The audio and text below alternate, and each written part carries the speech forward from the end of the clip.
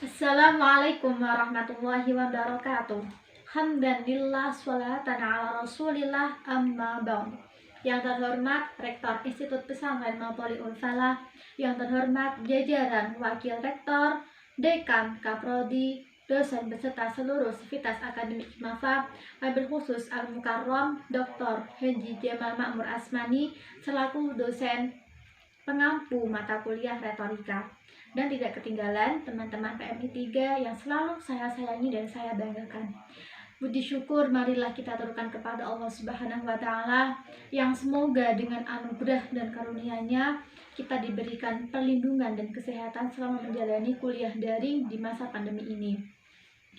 Sholawat serta salam marilah kita aturkan kepada junjungan kita Nabi Agung Nabi Muhammad SAW, yang mana beliaulah satu-satunya nabi yang kita nantikan pertolongannya kelak ila yaumil qiyamah. Amin Allahumma amin.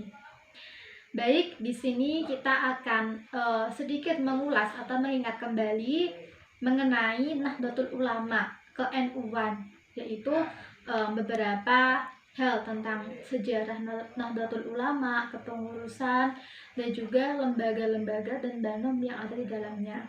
Baik, Nahdlatul Ulama yang memiliki arti kebangkitan para ulama atau kebangkitan para intelektual muslim merupakan salah satu ormas atau organisasi kemasyarakatan di Indonesia yang lahir pada tanggal 31 Januari 1926 Masehi atau 16 Rajab 1344 Hijriah.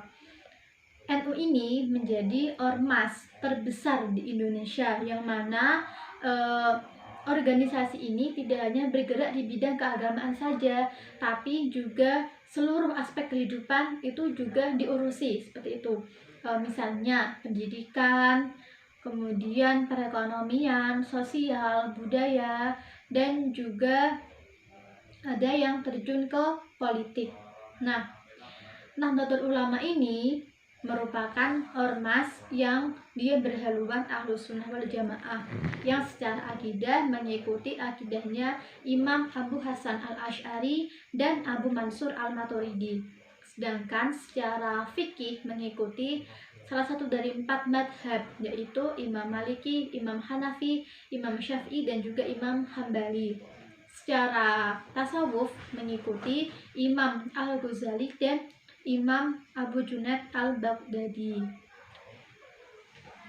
Adapun sejarah Nahdlatul Ulama yaitu berawal dari penindasan kaum penjajah terhadap hak-hak kehidupan beragama masyarakat Indonesia.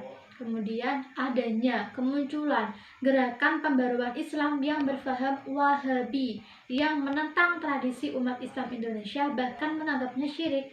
Kemudian yang ketiga yaitu adanya keinginan Raja Saudi untuk menetapkan faham Wahabi sebagai satu-satunya faham dengan pelarangan bermazhab, larangan ziarah kubur, ziarah makam syuhada, dan bahkan larangan berziarah ke makam Rasulullah. Kemudian yang keempat, latar belakang dari berdirinya NU ini yaitu Komite Hijaz sebagai embrio lahirnya NU yang mengirim utusan yaitu Kiai Haji Wahab Hasbullah ke Kerajaan Arab Saudi.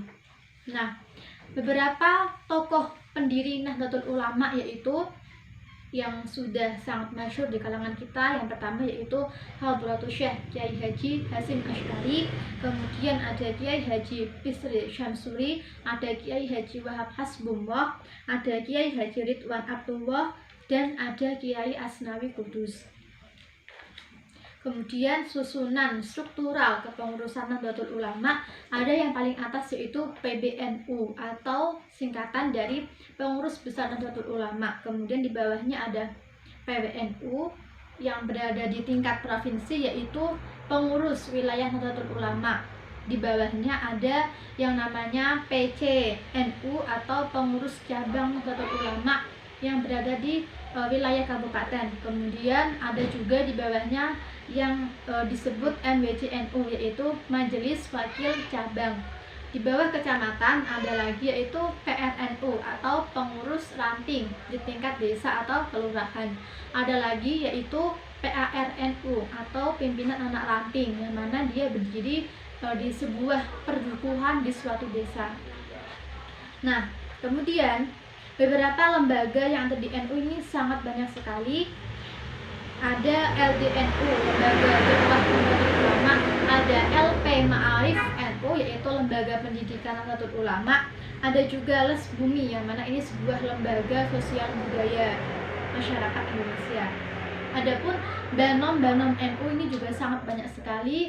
Yang pertama ada NU, ya, ini di kalangan bapak-bapak yang berusia mulai dari sekitar 40 tahun ke atas. Nah, kemudian ada juga ibu-ibu yang berusia 40 tahun ke atas, ini ada Muslimat NU.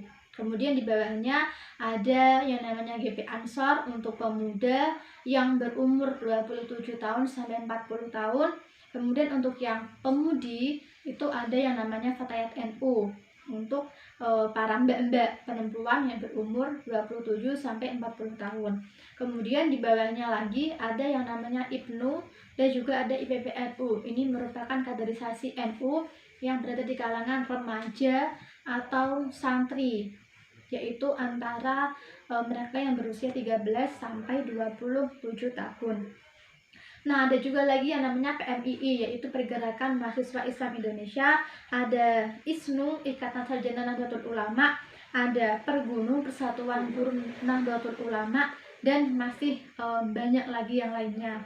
Oke, mungkin itu untuk pertemuan kita kali ini. Semoga nanti kita bisa memiliki kesempatan yang lebih panjang untuk mendiskusikan perihal Nahdlatul Ulama, karena nampaknya masih banyak sekali hal-hal yang perlu kita ketahui sebagai Nahdiyin. Oke, salam semangat dari saya. Wassalamualaikum warahmatullahi wabarakatuh.